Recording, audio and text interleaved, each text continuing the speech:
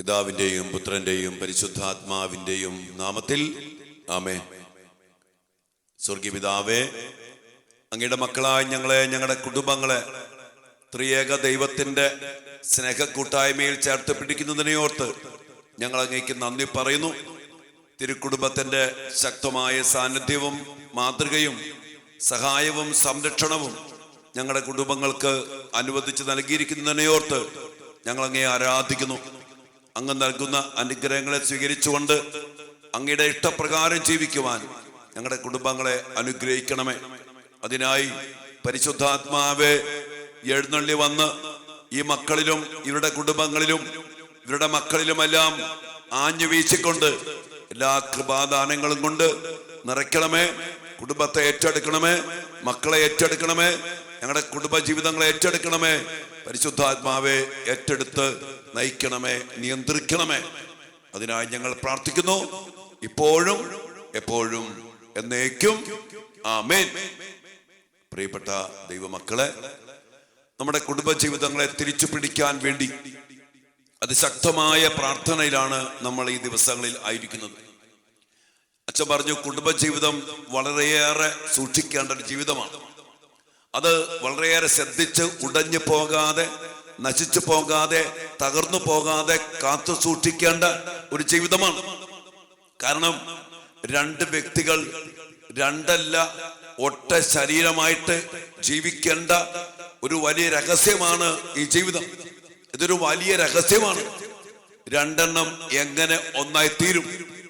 അതുകൊണ്ട് അതുപോലെ ജീവിക്കേണ്ട ജീവിതം, അതുപോലെ ജീവിക്കണമെങ്കിൽ ഉണ്ടായിരിക്കേണ്ട വലിയൊരു കാര്യമുണ്ട്, ഒരു അടിസ്ഥാനമുണ്ട്. അത് മനസ്സിലാക്കണം. നമുക്കറിയാം, ക്രൈസ്തവ കുടുംബങ്ങൾ കർത്താവിന്റെ വചനം മാംസം ധരിച്ച് ജീവിക്കേണ്ട ജീവിതമാണ്. അതുകൊണ്ട് തന്നെ അതിനുവേണ്ട കൃപയും അഭിഷേകവും ശക്തിയും പരിശുദ്ധാത്മാവിന്റെ നിറവും സ്വർഗം, നമ്മുടെ പിതാവായ ദൈവം, ത്രിയേക ദൈവം തന്റെ മക്കൾക്ക് നൽകുന്നുണ്ട്. അതുകൊണ്ട് ഈ കുടുംബജീവിതം ആരംഭിക്കുന്നത് വിവാഹം എന്ന കൂദാശയിലൂടെയാണ്. ആ കൂദാശയിലാണ് ഈ സത്യം, ഈ രഹസ്യം സംഭവിക്കുന്നത്. എന്ത്? രണ്ടല്ല ഒറ്റ ശരീരം ആകുന്നു. ഇനി ഈ സംഭവിക്കണമെങ്കിൽ അതിനു വേണ്ട വലിയ അഭിഷേകം. അതാണ് കത്തോലിക്ക സഭയുടെ മതബോധന ഗ്രന്ഥം ക്രൈസ്തവ വിവാഹത്തെ കുറിച്ച് പറയുമ്പോൾ ഇങ്ങനെ പറയുന്നുണ്ട്: മാമോദീസ സ്വീകരിച്ച രണ്ട് വ്യക്തികൾ തമ്മിലുള്ള വിവാഹ ഉടമ്പടിയെ ദൈവമായ കർത്താവ് ഒരു കൂദാശയുടെ തലത്തിലേക്ക് ഉയർത്തി.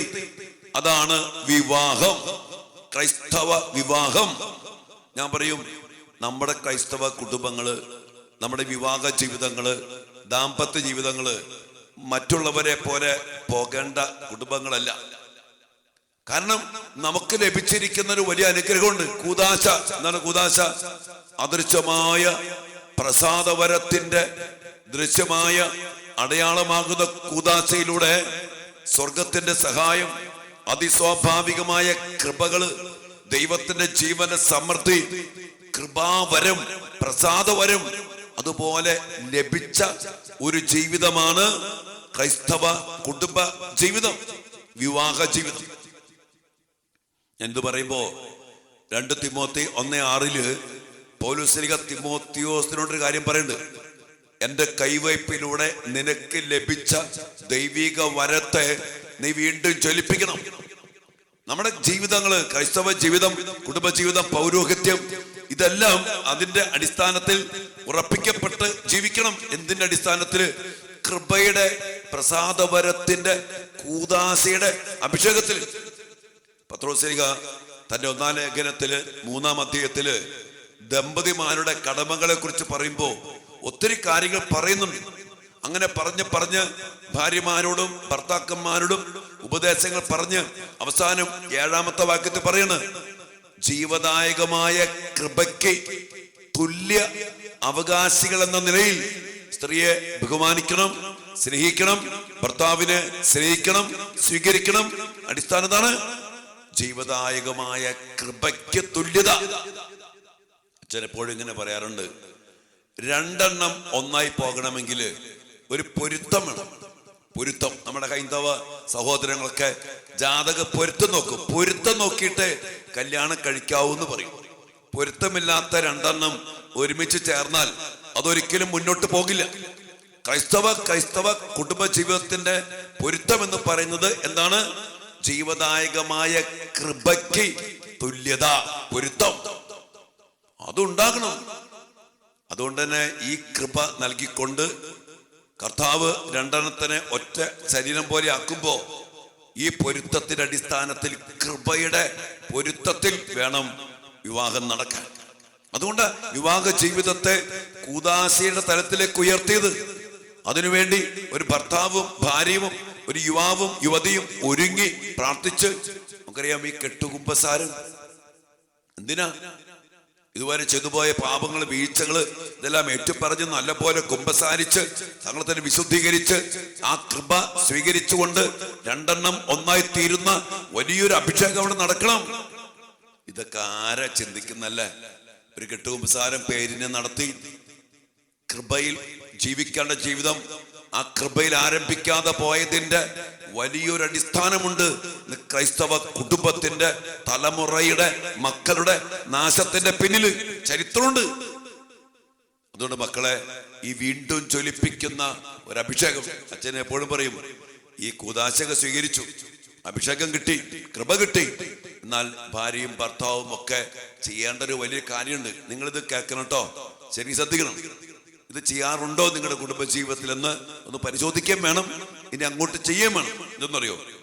കർത്താവേ, വിവാഹമെന്ന കൂദാശയിലൂടെ ഞങ്ങൾക്ക് ലഭിച്ച ദൈവിക വരം, ആ ദൈവകൃപ ഞങ്ങളിൽ ഇന്ന് ജ്വലിപ്പിക്കണമേ, ഞങ്ങളിൽ ഇന്ന് ജ്വലിപ്പിക്കണമേ, ഞങ്ങളിൽ വീണ്ടും ജ്വലിപ്പിക്കണമേ എന്ന് നിരന്തരം പ്രാർത്ഥിച്ച് പ്രാർത്ഥിച്ച് ആ ദൈവിക വരത്തെ, പ്രസാദ വരത്തെ ജ്വലിപ്പിച്ച് ജീവിക്കുന്ന എത്ര കുടുംബ ജീവിതങ്ങളുണ്ട്, വിവാഹ ജീവിതങ്ങളുണ്ട്.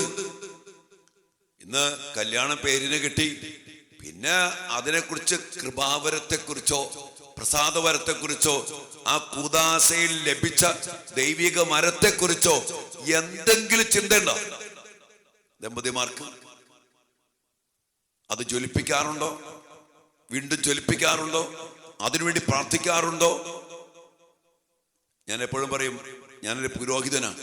തിരുപ്പട്ടമെന്ന കൂദാശയിലൂടെ എനിക്ക് ലഭിച്ച ദൈവിക വരത്തെ ഇടയ്ക്കിടയ്ക്ക് എന്നല്ല എന്നും എന്ന പോലെ പ്രാർത്ഥിച്ച് പ്രാർത്ഥിച്ച് വീണ്ടും ഈ തിരുപ്പട്ടമെന്ന കൂദാശയുടെ പ്രസാദവരത്തെ ജ്വലിപ്പിച്ച് ജീവിക്കുന്ന വൈദികനായിട്ട് ഞാൻ മാറിയില്ലെങ്കിൽ എന്റെ പൗരോഹിത്യം അടിക്കടി താഴേക്ക് താഴേക്ക് താഴേക്ക് പോവും. കുടുംബജീവിതം വളരണോ? കുടുംബജീവിതം മുന്നോട്ട് പോകണോ? എളുപ്പമൊന്നല്ല. രണ്ടെണ്ണം ഒറ്റ ശരീരം എങ്ങനെ സ്നേഹിക്കാൻ പറ്റും ഭർത്താവിന്? എങ്ങനെ സ്നേഹിക്കാൻ പറ്റും ഭാര്യയെ? ഒത്തിരി കുറവുണ്ട്, പോരായ്മയുണ്ട്, ക്ഷമിക്കാൻ ഏറെയുണ്ട്, സഹിക്കാൻ ഏറെയുണ്ട്, വഹിക്കാൻ ഏറെയുണ്ട്. ഇതൊക്കെ ഉള്ളപ്പോ ഈ കൃപ കിട്ടാതെ, ഈ കൃപയിൽ വളരാതെ, ഈ വരപ്രസാദത്തില് ദൈവിക വരത്തിൽ നിറയപ്പെടാതെ, അതിൽ വളരാതെ മക്കളെ നമുക്കാർക്കും പറ്റില്ല. അതുകൊണ്ട് തന്നെ നിങ്ങൾ നോക്കി, കുറച്ച് കഴിയുമ്പോ ഒരു സ്നേഹമൊന്നുമില്ല, ഒരു സഹനമില്ല, ഒരു ക്ഷമയില്ല, പിന്നെ എങ്ങനെയൊക്കെ തട്ടിമുട്ടി പോകുന്നു. മക്കളെ ഓർത്തോ, അല്ലെങ്കിൽ കൂട്ടുകാരെ ഓർത്തോ, വീട്ടുകാരെ ഓർത്തോ, നാണക്കേടെ ഓർത്തോ, ഇങ്ങനെ തട്ടിമുട്ടി പോകുന്നു. എൻ്റെ പ്രിയപ്പെട്ട മക്കളെ, ക്രൈസ്തവ കുടുംബ ജീവിതങ്ങളൊക്കെ ഞാൻ പറയും, നമ്മുടെയൊക്കെ കുടുംബങ്ങളും കുടുംബ ജീവിതങ്ങളും വിവാഹ ജീവിതങ്ങളും ദാമ്പത്യ ജീവിതങ്ങളൊക്കെ എവിടെ ചെല്ലേണ്ടതാണ്, എവിടെ ചെല്ലേണ്ടതായിരുന്നു. അതിൽ നിന്ന്, ആ കൃപയുടെ സമൃദ്ധിയിൽ നിന്ന് ജനിക്കുന്ന മക്കളോടത്തൊക്കെ വിഷമിക്കണില്ലേ? ഇങ്ങനെ കൃപയിൽ ജനിച്ച, ആ കൃപാവരത്തെ വീണ്ടും ജ്വലിപ്പിച്ച് ജീവിച്ച, ദാമ്പത്യത്തിൽ നിന്ന് ജനിച്ച എത്ര മക്കൾ നിങ്ങളുടെ വീട്ടിലുണ്ട്? ആ കൃപ മക്കളിലേക്ക് കൈമാറ്റം ചെയ്യപ്പെടണം, പകരപ്പെടണം. ആ കൂദാശയിൽ ലഭിച്ച ദൈവിക വരം, ദൈവ കൃപയുടെ നിറവിൽ നിന്നുള്ള ദാമ്പത്യ ബന്ധത്തിലൂടെ ആ ദൈവിക കൃപ മക്കളിലേക്ക് പകരപ്പെടണം. നിങ്ങൾക്ക് പറഞ്ഞ മനസ്സിലാവും എനിക്കറിയില്ല. അച്ഛനെ പറയുന്നത് പക്ക ആത്മീയത. അതുകൊണ്ട് ഈ ദൈവിക കൃപയും കൂദാശയിലൂടെ ലഭിക്കുന്ന ആ വരപ്രസാദവും വീണ്ടും ജ്വലിപ്പിച്ച് അതിനുവേണ്ടി കുമ്പസാരിച്ച് വിശുദ്ധ കുർബാന സ്വീകരിച്ച് ഈ കൂദാശയിൽ ലഭിച്ച ദൈവിക വരത്തെ ജ്വലിപ്പിച്ച് ഒരു കുടുംബജീവിതം, ഒരു പൗരോഹിത്യം ജീവിക്കണം. അങ്ങനെ ജീവിച്ചാണ്ടിലൂടെ മക്കളെ നമ്മുടെയൊക്കെ ജീവിതത്തിന്റെ ലെവല് മാറും. തമാശ പറഞ്ഞല്ല, നിങ്ങൾ ചോദിച്ചു നോക്കിക്കോ. ഇന്നു മുതൽ ഇരിക്കാൻ പറ്റാത്ത ദമ്പതിമാരുണ്ടെന്നാണ് വേറെ ചോദ്യം. ഭർത്താവ് മിണ്ടൂല്ല, ഭാര്യ പ്രാർത്ഥിക്കും. ഭാര്യ പ്രാർത്ഥിക്കുന്നത് ഭർത്താവിന് ഇഷ്ടമല്ല. പള്ളി പോണെന്ന് കുറ്റം, വീട്ടില് പ്രാർത്ഥിക്കണ്ട, അത് പള്ളിയിൽ മതി. ഇന്നലെ രമിച്ച് പറയാ, ഈ പ്രാർത്ഥന വെച്ച് കേട്ടപ്പോ ഭർത്താവ് പറഞ്ഞു, ഇതൊക്കെ വീട്ടിൽ വേണ്ട, വീട് പള്ളിയാക്കണ്ട, അത് പള്ളിയിൽ മതി പ്രാർത്ഥന, വീട്ടിൽ പ്രാർത്ഥിക്കണ്ട. ചില ഭർത്താക്കന്മാർ അങ്ങനെയാ, വീട്ടിൽ പ്രാർത്ഥിക്കണ്ട, പ്രാർത്ഥനയൊക്കെ പള്ളിയിൽ. ഞാൻ പറയും, പള്ളിയിലേക്കാളേറെ പ്രാർത്ഥന നമ്മുടെ കുടുംബത്തിൽ ഉണ്ടാകണം. നമ്മുടെ കുടുംബത്തില് ഈ കണ്ണികയുടെ സിനിമയും ഹൊറർ ഫിലിമും ഇവക ഡാൻസും ഈ റീൽസുകളൊക്കെ വെച്ചിരിക്കുമ്പോ നമ്മുടെ കുടുംബം പിശാചിനെ വിളിച്ചു വരുത്താണ്. നമ്മുടെ ടിവികളിലും നമ്മുടെ മീഡിയയിലും ഒക്കെ ദൈവത്തിന്റെ വചനം, നല്ല പാട്ടുകള്, നല്ല ശുശ്രൂഷകള്, ആരാധനകളൊക്കെ വീട്ടിൽ വെച്ച് ആ വീട്ടില് ദൈവക്രമ വിളിച്ചിറക്കണം. ആരോട് പറയാൻ? വീട് ചിലർക്ക് ചിലതിന് വേണ്ടിയുള്ളതാണ്. പള്ളി അതൊക്കെ പള്ളിയിൽ മതി, പള്ളി പോയി പറഞ്ഞാൽ മതി എന്നൊക്കെ പറയില്ലേ, എന്ന് പറഞ്ഞില്ലേ, അതൊക്കെ പള്ളിയിൽ മതി. അതുകൊണ്ട് പ്രിയപ്പെട്ട മക്കളെ, നമ്മുടെ ക്രൈസ്തവ കുടുംബങ്ങളും ആ കുടുംബത്തിൽ ജനിക്കുന്ന മക്കളുമൊക്കെ കൃപയിൽ വളർന്ന് ആ നല്ല സ്വഭാവത്തില്, സ്നേഹത്തില്, വിശുദ്ധിയില് ഒക്കെ ജീവിക്കണമെങ്കിൽ അതിനൊരു അടിസ്ഥാനമുണ്ട്. അത് ഈ കൃപയാണ്, ദൈവിക വരമാണ്, ഈ കുദാശയിൽ ലഭിക്കുന്ന ദൈവിക ശക്തിയാണ്. അത് വർക്കൗട്ട് ചെയ്യണം, ഡിസിപ്ലിനായിട്ട് വർക്കൗട്ട് ചെയ്ത് വീണ്ടും ജ്വലിപ്പിച്ച് വളരണം. നിങ്ങൾ ഇന്ന് ഇങ്ങനെ ഇല്ലാത്ത മക്കള്, ഇത് സേവിക്കുന്ന മക്കള്, നിങ്ങളുടെ ഭർത്താവ് നിങ്ങളെ സ്നേഹിക്കുന്നില്ല, പ്രാർത്ഥിക്കുന്നില്ല എന്നോർത്തോ, നിങ്ങൾ എന്ത് ചെയ്യണം? ഭാര്യ ഇങ്ങനെ പ്രാർത്ഥിക്കണം, കർത്താവേ, വിവാഹമെന്ന കുദാശയിലൂടെ ഞങ്ങളിലേക്ക് ചൊരിയപ്പെട്ട ദൈവിക വരം എന്നിലും എൻ്റെ ഭർത്താവിലും ജ്വലിക്കട്ടെ, എന്നിലും എൻ്റെ ഭാര്യയിലും ജ്വലിക്കട്ടെ, വീണ്ടും ജ്വലിക്കട്ടെ എന്ന് പറഞ്ഞ് പ്രാർത്ഥിക്കും.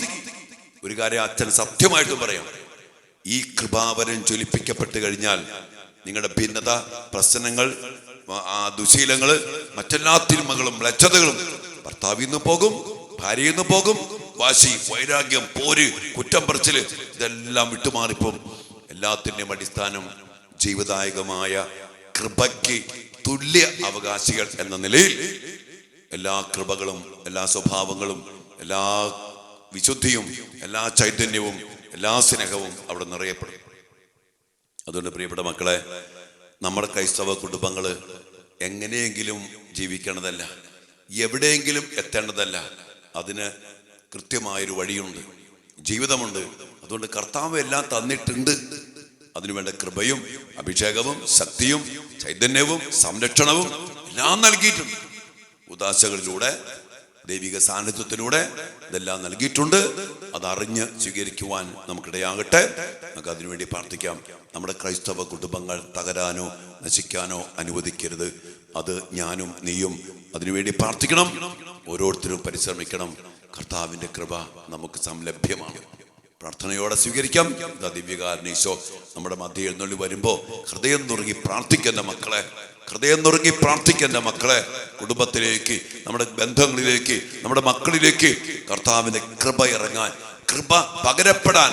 കൃപ ഇറങ്ങിയാൽ, കൃപ പകരപ്പെട്ടാൽ നിങ്ങൾ വിഷമിക്കേണ്ടി വരില്ല, വേദനിക്കേണ്ടി വരില്ല. കർത്താവ് പറഞ്ഞില്ലേ, നിനക്കെന്റെ കൃപ മതി. എല്ലാത്തിനും ഒറ്റ ഉത്തരമുള്ളൂ, കൃപ.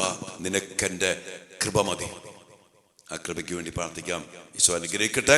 വീണ്ടും പറയാണ്, ഡിസിപ്ലിൻ ആയിട്ട് വർക്കൗട്ട് ചെയ്ത് ഈ കൃപയ്ക്ക് മേൽ കൃപയിൽ വളർത്തിയെടുക്കുക. കുടുംബജീവിതത്തെ, പൗരോഹിത്യത്തെ, വിവാഹ ജീവിതത്തെ വളർത്തിയെടുക്കുക. അത് നമ്മുടെ ജോലിയിലേക്കും ബിസിനസ്സിലേക്കും പഠനത്തിലേക്കും ശരീരത്തിലേക്കും സ്വഭാവത്തിലേക്കും വരുമ്പോൾ സൗഖ്യവും വിടുതലും സമാധാനവും സന്തോഷവും അഭിവൃദ്ധിയും എല്ലാം നൽകി കർത്താവ് നമ്മെ സമർത്ഥമായിട്ട് അനുഗ്രഹിക്കും. കൃപയിലാണ് സമൃദ്ധി. ആമേൻ. പരിശുദ്ധ പരമ ദിവ്യകാരുണ്യ ഈശോയ്ക്ക് എന്നേരവും ആരാധനയും സ്തുതിയും പുകഴ്ചയും ഉണ്ടായിരിക്കട്ടെ. ദിവ്യകാരുണ്യ ഈശോയെ, ഞങ്ങളുടെ നിസ്സഹായ അവസ്ഥകളില്, ഞങ്ങളുടെ ബലഹീനതകളില്, ഞങ്ങളുടെ കുറവുകളിലൊക്കെ ഞങ്ങളെ സഹായിക്കുവാൻ വേണ്ടി അങ്ങ് തന്നെയാണല്ലോ ഞങ്ങളുടെ കൂടെ വസിക്കുന്നത്. അങ്ങ് ഞങ്ങൾക്ക് നൽകിയ ഏറ്റവും വലിയ ഭാഗ്യമാണ് അങ്ങയെ തന്നെ തന്നുകൊണ്ട് ഞങ്ങളെ ബലപ്പെടുത്തി ശക്തിപ്പെടുത്തി ജീവിപ്പിക്കുന്ന ഭാഗ്യം. യോഹന്നാൻ 10:10 ഈശോ അങ്ങ് പറഞ്ഞില്ലേ, ഞാൻ വന്നിരിക്കുന്നത് നിങ്ങൾക്ക് ജീവൻ ഉണ്ടാകുവാനും അത് സമർത്ഥമായിട്ടുണ്ടാകാനും വേണ്ടിയാണെന്ന്. കർത്താവേ, ഞങ്ങൾക്ക് ജീവിക്കണമെങ്കിൽ ജീവൻ വേണം, കുടുംബജീവിതം ജീവിക്കണമെങ്കിൽ ജീവൻ വേണം, പൗരോഹിത്യം ജീവിക്കണമെങ്കിൽ ജീവൻ വേണം, സ്നേഹിക്കണമെങ്കിൽ ജീവൻ വേണം, വിശുദ്ധിയിൽ ജീവിക്കണമെങ്കിൽ ജീവൻ വേണം, എന്തിലും ഏതിലും വളരണമെങ്കിൽ ഞങ്ങൾക്ക് ജീവൻ വേണം. അങ്ങയെ കൂടാതെ ഞങ്ങൾക്ക് യാതൊന്നും ചെയ്യാൻ പാടില്ലെന്ന്, സാധ്യമല്ലെന്ന് അങ്ങ് പറഞ്ഞപ്പോ ഞങ്ങളത് തിരിച്ചറിയണം. കർത്താവേ, അങ്ങയെ ഞങ്ങൾ കൂടിയേ തീരും. അതുകൊണ്ട് അങ്ങയുടെ സമൃദ്ധിയിൽ നിന്ന് കൃപയ്ക്ക് മേൽ കൃപ നിറച്ചുകൊണ്ട് കൂദാശയിലൂടെ അങ്ങ് ഞങ്ങളെ കുടുംബജീവിതത്തിലേക്ക് വിളിച്ചു, പൗരോഹിത്യത്തിലേക്ക് വിളിച്ചു. ഈശോയെ, ആ കൃപയെ ജ്വലിപ്പിച്ച് ജീവന്റെ സമൃദ്ധിയിൽ വീണ്ടും നിറയപ്പെട്ട് ജീവിക്കാൻ അങ്ങ് ഞങ്ങളോട് ആവശ്യപ്പെട്ടു. കർത്താവ്, ഞങ്ങളുടെ കുടുംബങ്ങളെ സമർപ്പിച്ച് പ്രാർത്ഥിക്കുന്നു. വേദനിക്കുന്ന കുടുംബങ്ങള്, തകർന്നു പോയ കുടുംബങ്ങള്, മക്കളോർത്ത് വേദനിക്കുന്ന മാതാപിതാക്കള് ഞങ്ങൾ പരിശോധിക്കുമ്പോ മക്കളെ പരിശോധിച്ച് നോക്കിക്കേ. ഈ കൃപയില്, ആ കൃപയെ വീണ്ടും ജ്വലിപ്പിച്ച് ജീവിച്ച ജീവിതമാണോ നമ്മുടെയൊക്കെ ജീവിതങ്ങള്? അല്ലായിരുന്നു സത്യം. വേദനിക്കുന്ന കുടുംബങ്ങളെ, തകർന്നു പോയ കുടുംബങ്ങളെ, കടബാധ്യതയില് ഒത്തിരി തകർച്ചകളിൽ വേദനിക്കുന്ന കുടുംബങ്ങളെ ആത്മാർത്ഥമായി പരിശോധിച്ചോ? ഈ കൃപയിൽ വളരുന്നതിലൊക്കെ നമ്മൾ പരാജയപ്പെട്ടു പോയിട്ടില്ലേ? കർത്താവിന്റെ കരുണയ്ക്ക് വേണ്ടി പ്രാർത്ഥിക്കും. ഈശോയെ, ഞങ്ങളുടെ കുടുംബങ്ങളോട് കരുണയായിരിക്കണമേ. ഞങ്ങൾക്ക് ലഭിച്ച ഭാഗ്യമാണ് വിവാഹമെന്ന കൂദാശ. അതിലൂടെ വീണ്ടും ജ്വലിപ്പിച്ച് കൃപയ്ക്ക് മേൽ കൃപയിൽ വളരാനുള്ള ഭാഗ്യം ഞങ്ങളുടെ ഭാഗ്യമായിരുന്നു. കർത്താവേ, അതിൽ വളരാതെ പോയി. അതിൽ വർക്കൗട്ട് ചെയ്യണം, അതിൽ ഡിസിപ്ലിൻ കൃത്യമായ ചിട്ടയോടെ കൃപയ്ക്ക് മേൽ കൃപയിലൊക്കെ ഞങ്ങളും ഞങ്ങളുടെ കുടുംബങ്ങളും വളർന്നിരുന്നെങ്കിൽ, ഞങ്ങളുടെ കുടുംബങ്ങള്, ഞങ്ങളുടെ മക്കള്, ഞങ്ങളുടെ ബിസിനസ്, ജോലി, ദാമ്പത്യം എങ്ങനെ എവിടെ ചെല്ലേണ്ടതായിരുന്നു? ഈശോയെ, ഞങ്ങൾ മാപ്പ് ചോദിക്കുന്നു. എന്നാൽ അങ്ങ് ഞങ്ങളുടെ ജീവിതത്തിലേക്ക് ഇറങ്ങി വരുന്നത് ജീവൻ തരാനും അത് സമർത്ഥമായി തരാനും വേണ്ടിയാണ്. കർത്താവ്, ഇന്ന് പ്രാർത്ഥിക്കുന്നു, ഈ കുടുംബങ്ങൾക്ക് വേണ്ടി ഞാൻ പ്രാർത്ഥിക്കും മക്കളെ. ഈശോയെ, ആ ജീവന്റെ സമൃദ്ധി ഞങ്ങളെ കൊടുക്കണമേ. വിവാഹമെന്ന കൂദാശയിലൂടെ ഞങ്ങൾക്ക് ലഭിച്ച ദൈവിക വരത്തെ വീണ്ടും ജ്വലിപ്പിക്കണമേ. നിങ്ങൾ ഓരോരുത്തരും പ്രാർത്ഥിക്കും. ജീവിത പങ്കാളിമാർ ഒരുമിച്ചിരുന്നാണെങ്കിൽ ഒരുമിച്ച് കൈകോർത്ത് പിടിച്ച് ഈശോയോട് ഈശോയോട് പ്രാർത്ഥിക്കും. വിവാഹമെന്ന കൂദാശയിലൂടെ അങ്ങ് ഞങ്ങൾക്ക് നൽകിയ ദൈവിക വരത്തെ വീണ്ടും ജ്വലിപ്പിക്കണമേ. ആ കൃപയ്ക്ക് മേൽ കൃപയിൽ ഞങ്ങളെ വളർത്തണമേ, ഞങ്ങളെ ജ്വലിപ്പിക്കണമേ എന്ന് രണ്ടുപേരും ഒരുമിച്ച് പ്രാർത്ഥിക്കും. ഒരുമിച്ച് പ്രാർത്ഥിക്കാൻ പറ്റാത്ത ഒരവസ്ഥയാണെങ്കിൽ നീ ഒറ്റയ്ക്ക് പ്രാർത്ഥിക്കും. ഭർത്താവിനെ ആത്മന ചേർത്ത് പിടിച്ച് ദൈവികാന സന്നദ്ധിയിൽ കരമുയർത്തി ഒന്ന് പ്രാർത്ഥിച്ച്, വിവാഹമെന്ന കൂദാശയിലൂടെ ഞങ്ങളെ ഒരുമിപ്പിച്ച കർത്താവെ, ആ കൂദാശയിലൂടെ ഞങ്ങളുടെ മേൽ ചൊരിഞ്ഞ ദൈവിക വരം, ആ കൃപാവരം ഞങ്ങളിൽ ജ്വലിപ്പിക്കണമേ, ഞങ്ങളിൽ ജ്വലിപ്പിക്കണമേ എന്ന് പ്രാർത്ഥിക്കും. ഈ പ്രാർത്ഥന എന്നും പ്രാർത്ഥിക്കണം. നിങ്ങളുടെ മാറാത്ത പ്രശ്നങ്ങൾ മാറും, തീരാത്ത പ്രശ്നങ്ങൾ തീരും, കെട്ടുകൾ അഴിയും, ബന്ധനങ്ങൾ തകരും. നിങ്ങളുടെ മക്കളിലേക്ക് പകരപ്പെടും, കുടുംബത്തിലേക്ക് പകരപ്പെടും. മക്കള് അനുഗ്രഹിക്കപ്പെടും, കുടുംബം അനുഗ്രഹിക്കപ്പെടും, സാമ്പത്തിക മേഖല അതിനാൽ തന്നെ അനുഗ്രഹിക്കപ്പെടും. സകല പ്രവൃത്തികളും അനുഗ്രഹിക്കപ്പെടും, സകല പ്രവൃത്തികളും അനുഗ്രഹിക്കപ്പെടും. കർത്താവേ, കരുണയായിരിക്കണമേ. കർത്താവേ, ഞങ്ങളിത് പ്രാപിക്കരുതെന്ന് ആഗ്രഹിക്കുന്ന പൈശാചിക സ്വാധീനങ്ങൾ വെറുപ്പിലേക്കും കൂദാശ ജീവിതമില്ലായ്മയിലേക്കും പ്രാർത്ഥനയില്ലായ്മയിലേക്കും വിദ്വേഷത്തിലേക്കും ഒക്കെ ഞങ്ങൾ നയിച്ചിട്ടുണ്ട്. ആ പൈശാചിക സ്വാധീനങ്ങളെ, അന്ധകാര ശക്തികളെ അങ്ങയുടെ നാമത്തിൽ ബന്ധിച്ച് ബഹിഷ്കരിച്ചുകൊണ്ട് ഈ സമയം പ്രാർത്ഥിക്കുന്നു.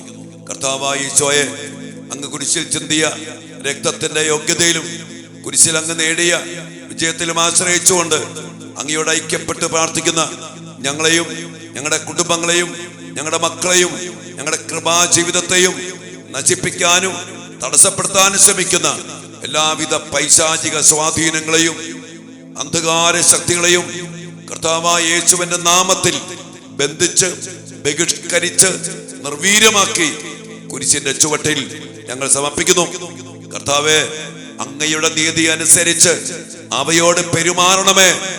ഞങ്ങളെ ഏവരെയും അങ്ങയുടെ പരിശുദ്ധാത്മാവിനാൽ നിറച്ച്, വരദാനങ്ങളാൽ നിറച്ച്, ആത്മാവിനാൽ നയിച്ച്, ആത്മാവിനാൽ നിയന്ത്രിച്ച് അങ്ങയുടെ പ്രിയപ്പെട്ട മക്കളാക്കി മാറ്റണമേ. കൃപയ്ക്കുമേൽ കൃപ ഞങ്ങളിൽ നിറയട്ടെ. ദൈവിക ശക്തി ഞങ്ങളിൽ പ്രകടമാകട്ടെ. നഷ്ടപ്പെട്ടു പോയ കൃപ, അതിലൂടെ മുരടിച്ചു പോയ വളർച്ച വീണ്ടും വീണ്ടും കൃപയ്ക്കുമേൽ കൃപയിൽ വളരട്ടെ, സമൃദ്ധി പ്രാപിക്കട്ടെ, അനുഗ്രഹിക്കപ്പെടട്ടെ, ഇപ്പോഴും എപ്പോഴും എന്നേക്കും. ആമേൻ.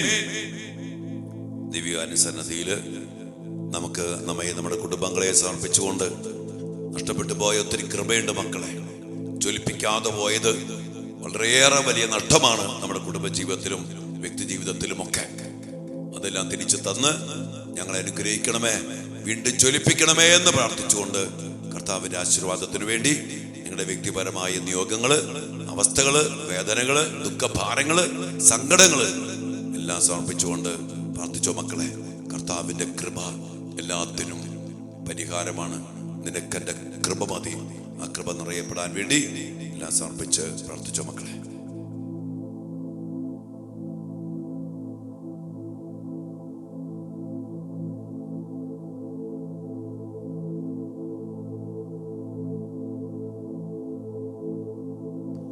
പരിശുദ്ധ ശരീരത്താലും വിലയേറിയ രക്തത്താലും പാപത്തിൻ കറകളിൽ നിന്നും മർത്യനു നീ മോചനമേകി സകലേശ ദിവ്യ കടാക്ഷം തൂകണമേ വത്സല സുതരിൽ നിർമ്മലരായി ജീവിച്ചിടുവാൻ ചിന്തണമേ ദിവ്യവരങ്ങൾ. എല്ലാ വരങ്ങളും കൃപകളും ചൊരിഞ്ഞ് അങ്ങയുടെ മക്കളെ, ഞങ്ങളുടെ കുടുംബങ്ങളെ അനുഗ്രഹിക്കണേ എന്ന് പ്രാർത്ഥിച്ചുകൊണ്ട് ഇരുകരങ്ങളും യാചനാപുരം വിരിച്ചു പിടിച്ച് ദിവ്യകാരുണ്യത്തിൽ നിന്ന് ആ ജീവന്റെ സമൃദ്ധി, കൃപാവര സമൃദ്ധി സ്വീകരിച്ച് പ്രാർത്ഥിച്ച മക്കളെ. ഹല്ലേലൂയ യേശുവേ.